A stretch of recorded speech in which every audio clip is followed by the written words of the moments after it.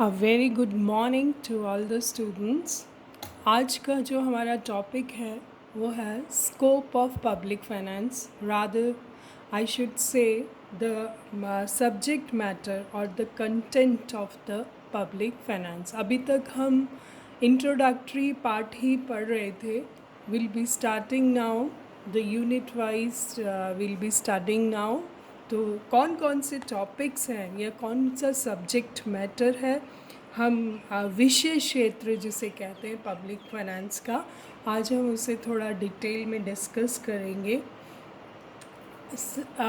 सबसे पहले देखें तो हम हैं public revenue. Will be studying the public revenue, जिसे हम सार्वजनिक आय अथवा राजस्व भी कहते हैं. तो modern state जो है, it has to perform manifold functions, and for the performance of these functions funds are needed.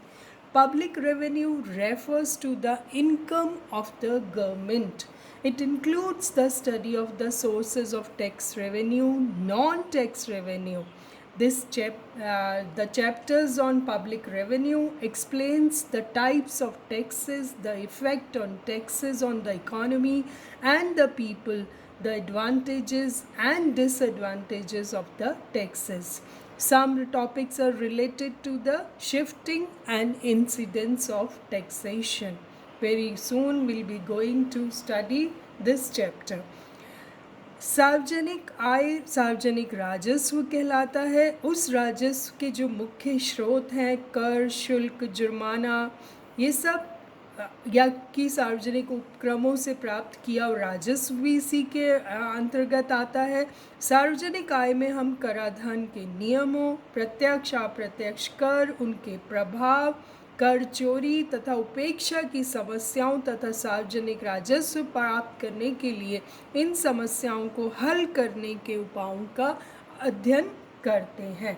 Next chapter जो होगा, हमारी नेक्स्ट यूनिट है, वो है public expenditure. Public expenditure is related to the principles and problems relating to the expenditure of public funds. The part of public finance explains the objective of public expenditure, the classification, the latest trends, and the causes of growth of public expenditure. This part also explains how the government can influence the production of goods and services through the instruments of public expenditure.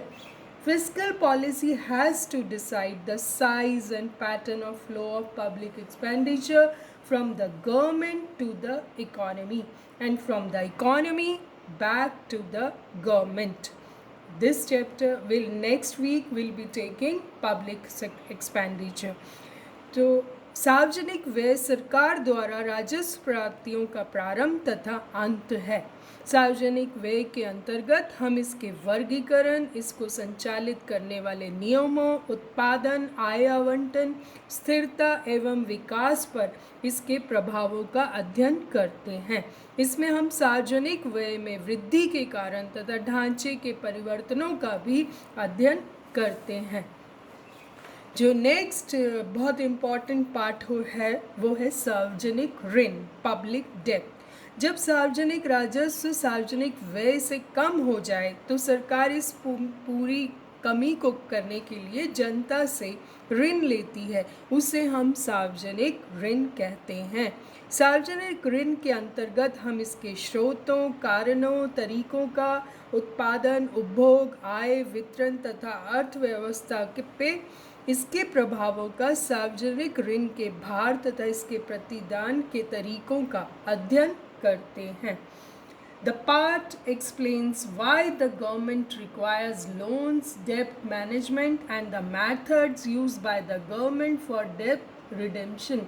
This part explains the classification of public debt, burden of public debt, and the causes responsible for the growth of public debt in modern economics. तो आपने देखा कि ये 3 major हैं. उसके बाद हम next लेते हैं फिस्कल फेडरेशन, जो स्टेट्स और कैसे काम करती हैं under the guidance of centre, वो सब फिजिकल फेडरेशन में आता है। जैसा कि आप जानते ही हैं हमारे यहाँ जो पॉलिटिकल सेटअप है वो कुछ इसी तरह से है। We study the principles of physical federation. This branch studies the assignment of taxes to different levels of the government. Taxes कैसे असाइन करे जाते हैं स्टेट्स को। आपने देखा कुछ लिस्ट्स हैं, कोई सेंटर जिन लिस्ट में आते हैं कुछ, और कुछ स्टेट लिस्ट में आते हैं। The problems faced by federal, state and local governments regarding finance comes under this branch. It deals with the principles of federal finance, the allocation, distribution and stabilization.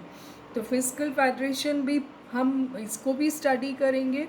जो दूसरी ब्रांच है public finance की वो भी बहुत important है, physical administration. This is more practical part of public finance. It studies the procedure to be followed by the government in imposing taxes, collecting the taxes, spending the collected money and getting the government income and expenditure audited by the competent authority. तो physical administration के अंतर्गत आता है सार्वजनिक राजस्व, सार्वजनिक व्यय तथा सार्वजनिक ऋण की प्रक्रियाओं तथा उनके परिचालनों को नियंत्रण करना। वित्तीय प्रशासन के अंतर्गत राजस्व को एकत्र करना, सार्वजनिक धन की अभिरक्षा करना तथा वितरण से दृढ़ योजना के अनुसार व्यय का समन्वय, सार्वजनिक ऋण का प्रबंधन तथा सरकार के वित्तीय मामलों पर सामान्य नियंत्रण करना है। इसमें बजट तैयार करना, इसे लागू करना तथा सरकार के वित्तीय विवरणों का लेखा परीक्षण करना शामिल है।